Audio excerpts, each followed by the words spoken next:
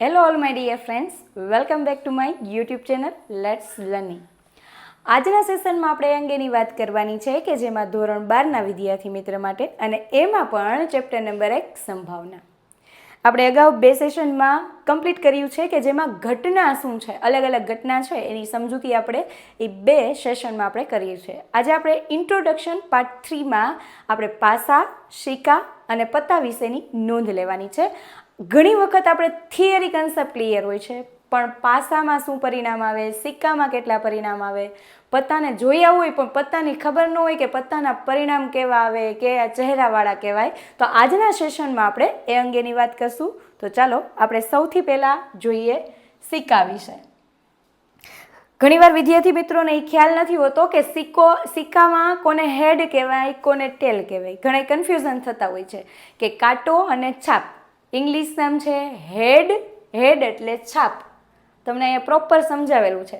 અને ટેલ એટલે કાંટો, રાઈટ.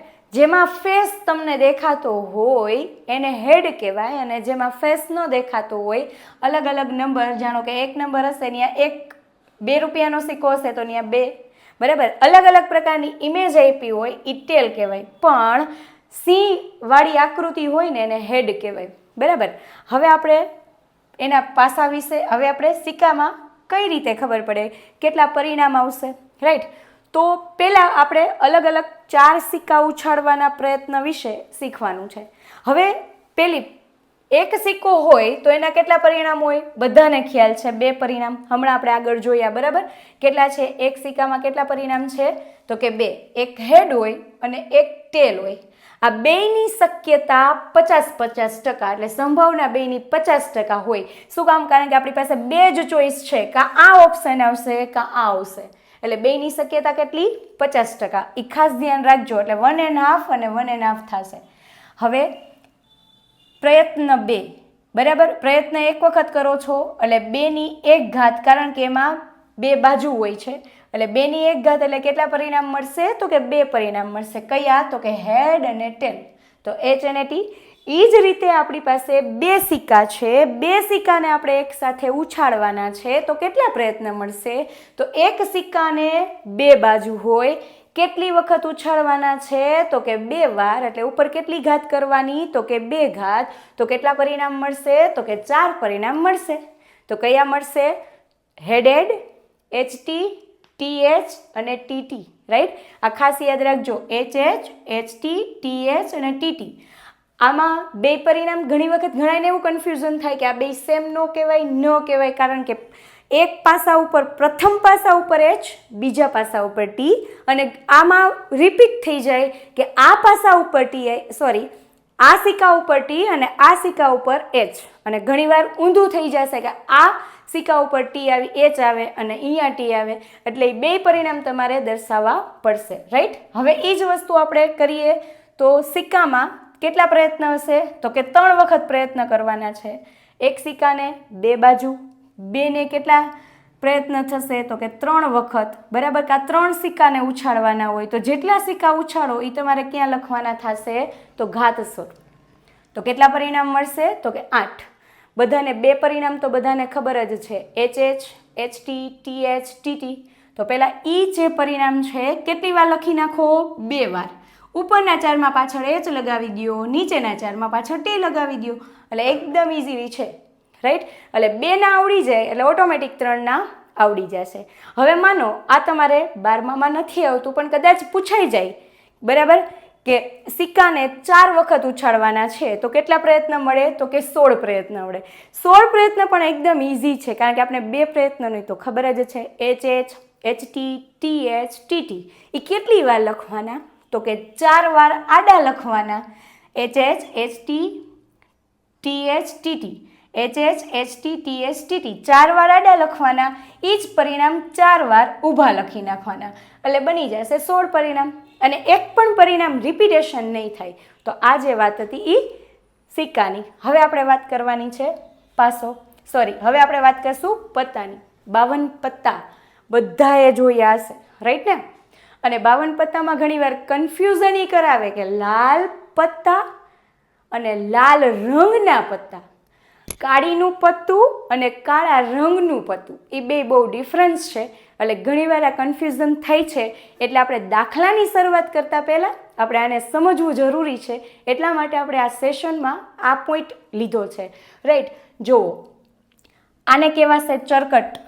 રાઈટ, તમે જોઈ શકો છો ચરકટ. આ ફૂલી છે, બરાબર. આ શું કહેવામાં આવશે? લાલ. અને આ છે એ કાળીના પત્તા છે, બરાબર. બધાને ખ્યાલ છે, જો એકો હશે તો વચ્ચે એક નિશાની હશે, પછી બે હશે તો એમાં બે વસ્તુ હશે, પછી ત્રણ હશે તો એમાં ત્રણ સિમ્બોલ હશે, બરાબર. ચાર હોય તો એમાં ચાર સિમ્બોલ દોરેલા હોય, બરાબર. 10 હશે તો 10 સિમ્બોલ દોરેલા હશે. અને આ જે છે એમાં સિમ્બોલ નહીં આવે, કારણ કે આ શું કહેવામાં આવશે? ચહેરાવાળા પત્તા કહેવામાં આવશે. રાઈટ, તો હવે આપણે એના પછીની સ્લાઇડમાં આપણે ખાસ સમજવાનું એ છે, બરાબર, કે ટોટલ કેટલા પત્તા? તો કે 52 પત્તા. 52 પત્તાના બે ભાગ પાડો, કારણ કે 26 કાળા પત્તા હોય અને 26 લાલ પત્તા હોય, બરાબર. તમે અહીંયા જોયા કે આ 26 લાલ, આ 26 કાળા. રાઈટ, એટલે ખાસ યાદ રાખવાનું 26 ને 26 52 પત્તા થશે. અહીંયા ઇમેજ મેં એકાની આપી છે, બરાબર. ટોટલ આવા 26 પત્તા હોય. રાઈટ, હવે એમાંય પાછા કાળા રંગમાં કોનો સમાવેશ થાય? તો કે 13 પત્તા કાળીના. કાળીને ઇંગ્લિશમાં સ્પેડ કહેવાય. ઇંગ્લિશ નામ યાદ રાખવા બહુ સારા, બરાબર. ABC તમે કહી શકો છો, બરાબર. પણ જ્યાં સુધી તમને ઇંગ્લિશ નામ આવડે ત્યાં સુધી પ્રોપર ઇંગ્લિશ લખો તો બહુ જ સારું કહેવાય. બાકી કંઈક ભૂલાઈ જાય અને તમે એવું લખવું હોય કે કાળીના પત્તાને કે કહી દો અને વ્યવસ્થિત રીતે 1 2 3 લખો તો ચાલે, પણ જ્યાં સુધી આપણે પ્રોપર લખવું હોય તો ઇંગ્લિશ નામ યાદ રાખજો. રાઈટ, ફૂલી એટલે આ, બરાબર. તો એને શું કહેવામાં આવશે? ક્લબ. લાલ 13ના પત્તા એટલે એને હાર્ટ કહેશું. ચરકટના પત્તા એટલે કે એને ઇંગ્લિશમાં ડાયમંડ કહેશું. રાઈટ, અને આ પત્તાને કઈ રીતે દર્શાવી શકાય? તો કે કાળીના 13 પત્તા છે તો SA, ત્યાં ઘણા એક લખે છે, એક નો લખાય, એ લખાય એટલે પ્રોપર થશે. એટલે SA થી S10. રાઈટ, અને SJ એટલે ગલ્લો, રાણી અને રાજા, એટલે કે SJ SQ SK. એ જ રીતે C1ના, એ જ રીતે હાર્ટના, એ જ રીતે તમારે ડાયમંડના. આ બધા પત્તા છે એમાં ફેસ નથી. તમે જોઈ શકો છો અહીંયા આગલા 40 પત્તા જે છે, બરાબર, એમાં ક્યાંય ફેસ દેખાતો હશે નહીં. અને આ જે 12 પત્તા છે એ બધા ફેસવાળા છે, જે તમને ચિત્રમાં ક્લિયર થાય એટલે આપણે પ્રોપર એને ત્યાં દર્શાવ્યા છે. રાઈટ, તો ઘણીવાર પ્રશ્ન એવોય કે ચહેરાવાળા કેટલા પત્તા? તો તમારે કહેવાનું કે 12 પત્તા. ચહેરા વગરના કેટલા પત્તા? તો કે 52 પત્તામાંથી 40 પત્તા. અને ઘણીવાર એવો પ્રશ્ન પૂછે કે કાળીના ચહેરાવાળા પત્તા કેટલા? તો કે માત્ર ને માત્ર 3. ફૂલીના કેટલા? તો કે માત્ર ને માત્ર 3. તો આ જે બધી વસ્તુ છે એને શું કહેવામાં આવશે? તમારે પત્તા વિશેની બધી નોંધ છે. હવે હું તમને જે, ક્યુ અને ક્વીનના ઇંગ્લિશ તમને નામ કહીશ એટલે તમને ઇઝીલી ખબર પડે. જેને શું કહેવામાં આવશે? જે એટલે જેક, ક્યુ એટલે ક્વીન, બરાબર. એટલે એના પણ ઇંગ્લિશ નામ તમને ખબર હોવી જોઈએ, એટલે આપણે એમાં લખી નાખશું જે બરાબર જેક. જેક એટલે તમે કહી શકો કે ગુલામ. રાઈટ, એ જ વસ્તુ ક્યુ છે તો ક્યુને શું કહેવાય? ક્વીન કહેવાય. ક્વીન એટલે રાણી, બરાબર. અને એ જ રીતે કે એટલે કિંગ કહેવાય, એટલે આપણે એને સ્મોલમાં કે કહી છીએ. અને કિંગ એટલે રાજા પણ કહેવાય, અને ઘણીવાર આપણે એને બાદશાહ પણ કહેતા હોઈએ છીએ, બરાબર. તો અહીંયા જે નામ લખ્યા છે જે, ક્યુ અને કે, એટલે એ આના શોર્ટ ફોર્મ નેમ છે. રાઈટ, તો આ જે છે એ શું કહેવામાં આવશે? પત્તા વિશેની નોંધ છે. એ તમને આગળ દાખલામાં ખૂબ જ જરૂરી છે એટલે આપણે એને કરાવ્યા છે. રાઈટ, ચાલો હવે એના પછી આને તો બધાને ખબર હશે, બરાબર ને. આપણે ઘણી વખત આને નાના હતા ત્યારે રમતા હતા, એટલે આના વિશે તો તમને ખ્યાલ જ હશે. રાઈટ, શું કહેવામાં આવશે? પાસો. પાસો પણ આપણે ભણવામાં આવે છે, જેમ રમીએ છીએ ને નાનપણથી રમતા, ને હવે આપણે એને વિશે ભણશું. રાઈટ, જોઈ લ્યો પાસા વિશે. 1 2 3 4 5 અને 6. અને આનો નિયમ કેવો ખબર છે? પાસો જે હોય ને આમાં, એમાં તમારે ચેક કરવું, સામસામે જે છે ને એમાં 7નો સરવાળો થશે, બરાબર. આ બાજુ જે હશે અને આ બાજુ સામસામે 7નો સરવાળો થાય. જો કે એ જરૂરી નથી, પણ જસ્ટ આપણા ઇન્ફોર્મેશન માટે. ચાલો હવે આપણા માટે જરૂરી છે એ આપણે વાત કરીએ.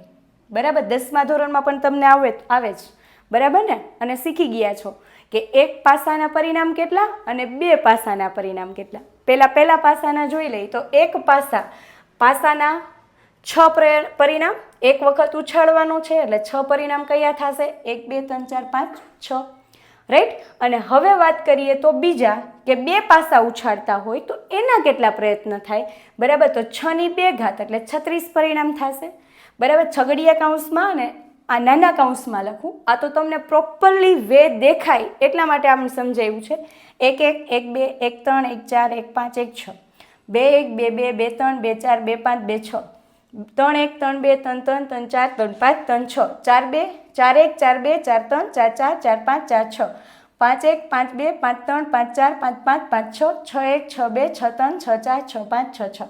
ઘણા એવો ક્વેશ્ચન કરશે, મેડમ આ લાઈન આડી લખી એની જગ્યાએ ઊભી લખી શકાય? હા, લખી શકાય. 1 1 1 2 એમ લખવું હોય તોય ચાલે. 36 પરિણામ તમારે લખવા પડે, બરાબર. દાખલામાં ફરજિયાત આવશે, દાખલો ગમે એ કરો, ફર્સ્ટ તમારે કામ કરવાનું 36 પરિણામ લખવાના. અને ખાસ એક 12માની ટેક્સ્ટ બુકમાં એક VSQ પૂછાણો છે કે એમાં એવું કહેવા માંગે છે કે 3 પાસાને એક સાથે ઉછાળવાના પ્રયત્ન કેટલા? તો યાદ રાખો, એક પાસાના પરિણામ 6 કેટલી વખત ઉછાળો છો? 3 વખત. તો કેટલા કરવાના? 6 ની 3 ઘાત એટલે 216 પરિણામ થાય, રાઈટ. 216 પરિણામને લખવાના ન હોય, આ જસ્ટ MCQમાં હતું એટલે આપણે અહીંયા શું કરી લીધું છે? કમ્પ્લીટ, બરાબર.